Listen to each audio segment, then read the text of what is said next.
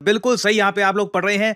अब आज के समय ट्रंप वर्सेस इंडिया ही हो चुका है। डोनाल्ड ट्रंप ने स्पेसिफिकली अब भारत को सिंगल आउट करके टारगेट करना स्टार्ट कर दिया है। इधर आप देख पाओगे रिसेंटली डोनाल्ड ट्रंप ने यह ट्वीट करी है, भारत ना सिर्फ बहुत बड़ी संख्या में रशिया से कच्चा तेल परचेज कर रहा है, ये लोग उस कच्चे तेल को फिर ओपन मार्केट में बेच भी रहे हैं बहुत सारा प्रॉफिट कमाने के लिए। इनको कोई परवाह नहीं है, मतलब भारतीयों की बात कर रहे हैं, इनको कोई परवाह नहीं है कि कितने लोग यूक्रेन में मारे जा रहे हैं by the Russian war machine. अब देखो सच्ची बात तो ये है कि ट्रंप ये खुद एडमिट कर चुके हैं कि जो यूएसए की जिद थी कि यूक्रेन को नेटो में ज्वाइन किया जाए, इसी की वजह से ये वॉर स्टार्ट हुई है। ये बात डोनाल्ड ट्रंप ऑन रिकॉर्ड कह चुके हैं। इधर आप देख पाओगे यूएस मीडिया का मैं आपको आर्टिकल दिखा रहा हूं, और रशिया ने ट्रंप की प्रशंसा भी करी थी कि ट्रंप ने फाइनली सच बात बोली है कि हां, NATO was a major cause of war in Ukraine. तो अब यहां पर यह चीज बोल देना कि they don't care about how many people in Ukraine are being killed, ये अमेरिकन्स को खुद से पूछना होगा यहां पर कि किसकी वजह से यूक्रेन में इतने सारे लोग मारे गए हैं। फिर आगे ट्रंप कहते हैं बिकॉज ऑफ दिस, इस वजह से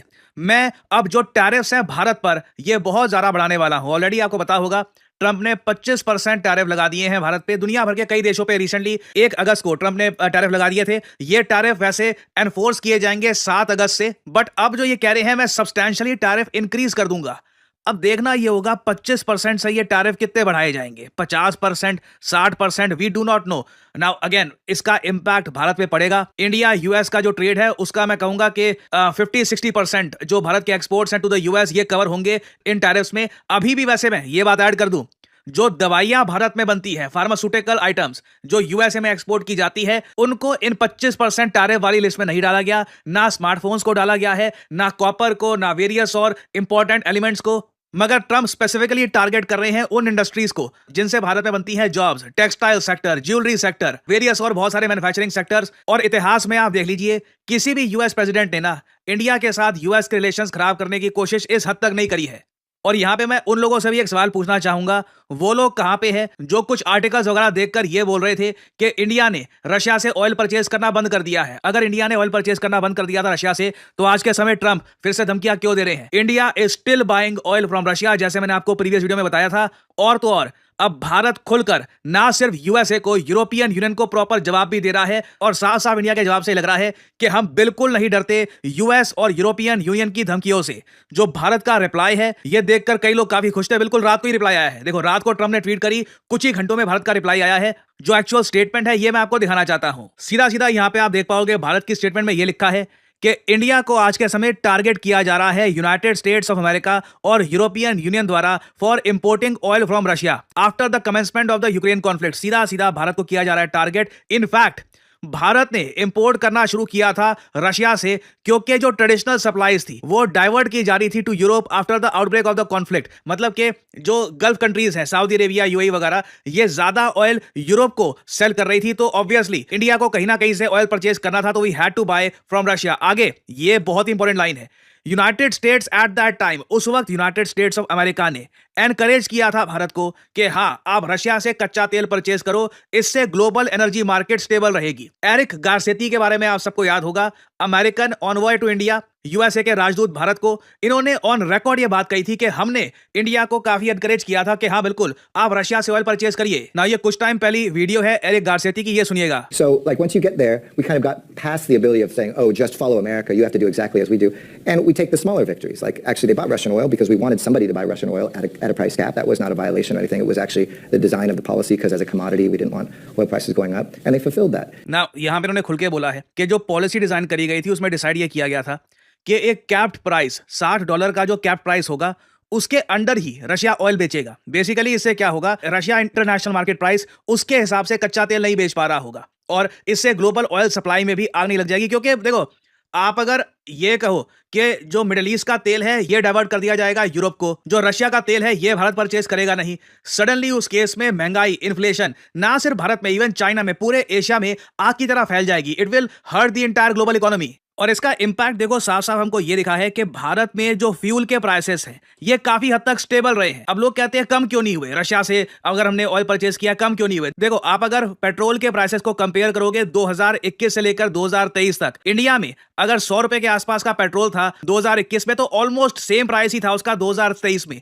काफी हद तक पेट्रोल के प्राइसेस स्टेबल रहे हैं, जबकि आप श्रीलंका, पाकिस्तान, नेपाल और जगह आप देख लीजिए जो फ्यूल के प्राइसेस हैं ये लगातार स्पाइक किए हैं। और जब अचानक से दाम बढ़ जाते हैं इससे कंट्री की इन्फ्लेशन पर भी इंपैक्ट आता है। तो भारत ने साफ साफ यहां पे जवाब दिया है कि जो देश आज के समय भारत के अगेंस्ट बोल रहे हैं ये कंट्रीज खुद आज भी रशिया से ट्रेड करते हैं। अब देखिए खुलकर बात की जा रही है। यूरोपियन यूनियन ने 2024 में बायलैटरल ट्रेड किया था 67 बिलियन यूरो का विद रशिया। ये इंडिया रशिया ट्रेड से भी ज्यादा है। उसके अलावा हमने यहां पर यह भी बात लिखी है कि यूरोप रशिया से ना सिर्फ आज भी एलएनजी और फ्यूल परचेज कर रहा है, ये लोग फर्टिलाइजर परचेज करते हैं रशिया से, mining products, chemicals, iron, steel, और साथ ही साथ even United States of America को आप देख लीजिए।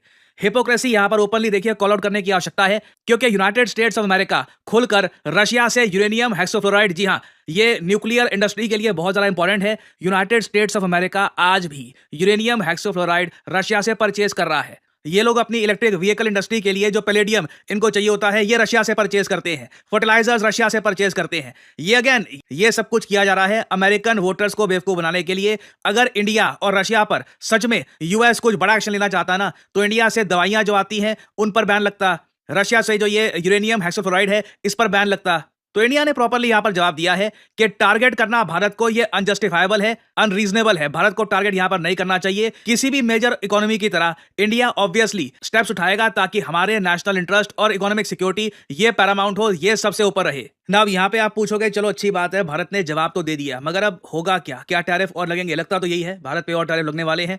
ट्रंप ये भी कोशिश कर रहे हैं वैसे कि भारत से जो दवाइयां आती हैं यूनाइटेड स्टेट्स ऑफ अमेरिका को, उसका भी कुछ और ये रास्ता निकाले, कहीं और से दवाइयां ये अपने देश में इंपोर्ट करें। अभी हालांकि यूएसए उसका समाधान निकाल पाया नहीं है, बट हर तरफ से ये इंडियन इकोनॉमी को नुकसान पहुंचाने का प्रयास कर रहे हैं। जो कई यूएस के बाकी सेनेटर्स हैं, फॉर एग्जांपल लिंडजी ग्रैम, ये खुल के आज के समय भारत के अगेंस्ट ट्वीट्स कर रहे हैं। और तो और मैं ये भी देख रहा हूं कई अमेरिकन एमपीज हैं ये अब कह रहे हैं कि इंडियन H-1B वीजा को भी अब खत्म कर दो। इसी वीजा के अंडर भारत से कई जो आईटी के वर्कर्स हैं ये जाते हैं यूएसए में काम करने के लिए। ये कह रहे हैं कि एंड H-1B वीजा। मैं आपको एक साफ साफ बात बता दूं, भारतीयों के अगेंस्ट जो आप रेसिज्म देखते हो ना, उसका एक बड़ा रीजन ये है हम लोग इतने काबिल हैं कि वेस्ट में जाकर जो हाई एंड आईटी जॉब्स हैं यहां पे हम काम कर सकते हैं और अच्छी परफॉर्मेंस भी हम देते हैं। ये बात इलॉन मस्क खुद कह चुके हैं कि जो अमेरिकन या फिर जो नॉर्थ अमेरिका के लोग रहते हैं कनाडा वगैरह में, ये लोग इतने काबिल नहीं है, इतने हार्ड वर्किंग नहीं है, और अमेरिकन कंपनीज को इंडियन आईटी वर्कर्स चाहिए ताकि वो एक कंपैरेटिव एज बनाकर रखें। मगर जो कई अमेरिकन पॉलिटिशियंस हैं वो अपनी जनता को खुश करने के लिए कह रहे हैं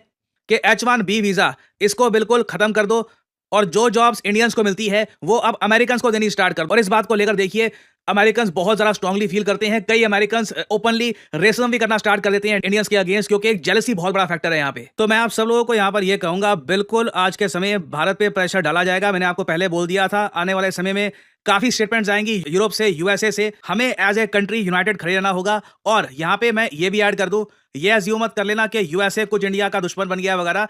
ये ट्रंप का टैक्टिक है भारत पे प्रेशर डालने का। व्लादिमीर पुतिन ट्रंप की बात इस वक्त सुन नहीं रहे, और ट्रंप आज के समय कोशिश ये कर रहे हैं कि इंडिया पे प्रेशर डालकर कुछ रशिया से कुछ बातचीत वगैरह इनकी हो जाए, सीज फायर हो जाए, जो लगता नहीं है होने नहीं वाली। इवेंचुअली ट्रंप को पता लगेगा ना रशिया यूक्रेन वॉर रुकी, इंडिया के साथ रिलेशन और खराब कर दिए। तो ऐसी ट्वीट्स अभी आएंगी मेरे ख्याल से। अब धीरे धीरे हम लोग डिसेंसिटाइज भी हो रहे हैं ऐसी ट्वीट्स को लेकर। आई थिंक आने वाले टाइम में ट्रंप ऐसी ट्वीट्स अब और करेंगे, लोग काफी हद तक उसको नॉर्मल मानना स्टार्ट कर देंगे कि हाँ ठीक है ट्रंप है, बोलते हैं। बट इससे लार्जर स्केल पर जो इंडिया यूएस रिलेशंस हैं उन पर मैं नहीं मानता अभी भी कोई बड़ा इंपैक्ट आने वाला है। एग्जांपल के लिए रिसेंटली निसार सैटेलाइट जो लॉन्च करी है भारत और यूएसए ने, ये बस शुरुआत है। आप देखोगे इन द फ्यूचर दोनों देश स्पेस में बहुत सारे प्रोजेक्ट्स मिलकर करने वाले हैं।